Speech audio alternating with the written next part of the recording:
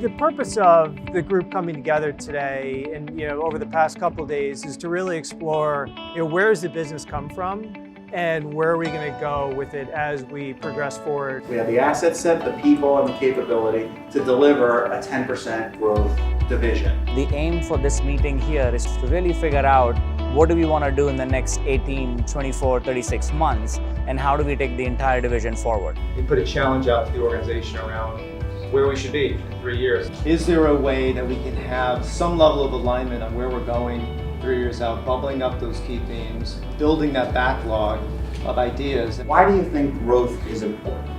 Right? Why does it matter? Why focus on growth? The growth opportunity at IHS Markit is tremendous. We're one of the most relevant firms in the market today, and we provide our customers with a ton of value in the services that we deliver. Okay, so fun.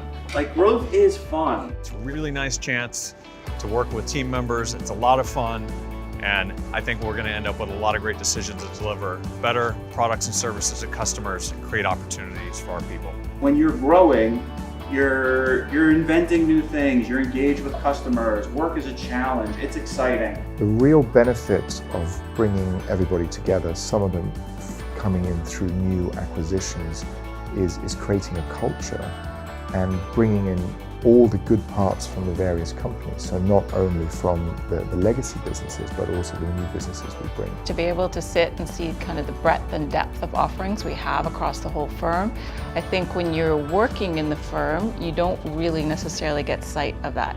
And that's something I'd like to see us better communicate out to the wider organization. Coming together and really identifying the why and understanding us better as a team, and understanding our customer, looking outwards, and really realizing what we can offer to the industry and things that we continue to bet on and going big. So the question is, how do we actually go into new things with a non-consensus, high conviction mindset that creates growth that doesn't blow up the quarter?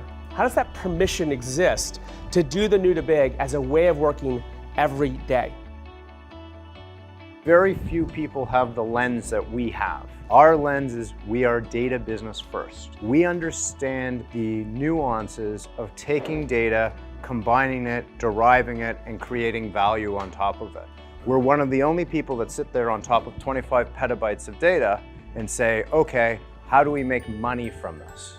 We also need to start to ask of our people that they start to think more along the lines of using that expertise that we have in the data science. So combining the data science expertise with the deep subject matter expertise. We're starting to think about, okay, how do we apply analytics and data science into more of our products and our offerings? We have 4 underlying businesses that we're in the process of integrating, and technology is really the way that we're going about doing that. We're replatforming our business in AWS, leveraging a lot of the modern technologies that historically haven't been in play for our business. That allows us to go to market faster. We can leverage better statistical tools. There's a massive opportunity for financial services, but certainly in our space around data intelligence. Clearly there's a huge opportunity for us. We are a data business at its core, and putting data science analysis on top of that data will be key to our success going forward. For sure though, it's a challenge. We really want to focus on customer strategy and solution. How do we fill the gaps for our customers as opposed to focusing so much at the product level? We tend to say this is what we have to sell you as opposed to how can we better fill your needs. Our clients see us as a disconnected group of products that should be more connected. What we want to do is fulfill on the promise of what we can deliver by bringing these capabilities together into a holistic solution. We have to focus on when we're getting that paper signed and make sure that we're optimizing that relationship and that selling motion with the customer. How do we make the product integration and product interaction amongst different businesses that we manage internally more seamless for our customers, and having a few areas where we commit to actually doing that and following through from a product integration perspective. We've always been describing ourselves as a firm that has very interesting collection of data. Following the merger with IHS and the integration of iPrio, we started to incorporate the word insight into an identity. So it's the additional layer and it's the value add that in the past we have outsourced to the customers or we've left it in their hands. We now have the ability to visualize it and express it in a manner that is extremely powerful.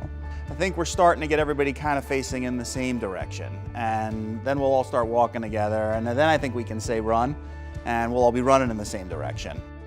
What was really encouraging about these 2.5 days is the fact that innovation was core to everything we were talking about. And innovation doesn't mean breaking everything you have, but it means looking to the future and seeing how you can take the existing products to that next level, or what new products and new areas should we be focusing on. There's a lot we could do without changing anything, but actually just committing to a few initiatives where we really want to collaborate and sort of cross the aisle, so to speak. What is a good mix of 5 things we got to get after? We've talked about the idea of coming together to really bring our municipal capabilities together into a more seamless experience for customers. So we have 3 distinct sets of capabilities, one within the iPrio business around municipal issuance and investor technology, 2 within my business around pricing and reference data, and then 3 within the economic and country risk business, where we have municipal and metro level economic information that, if packaged correctly and holistically, we think could be a compelling game changer for the municipal market. Identifying the joint opportunities, the spaces in between our businesses, is really critical, and then of course executing on the plans that we have developed. Part of it is the operating model and making sure we have alignment. I mean, the reality is, without a good operating model, I don't think there's enough clarity that we all have in terms of what the priorities are, what the time frames, our progress to date, what's missing, what's working. Okay, you guys will recognize this. This is the Superman punch right out of the gate. Kevin, thank you for that yesterday. One important takeaway was that collaboration is fundamental. It's not an option. It is something that has to be part and parcel with everything that we do, every opportunity, every day.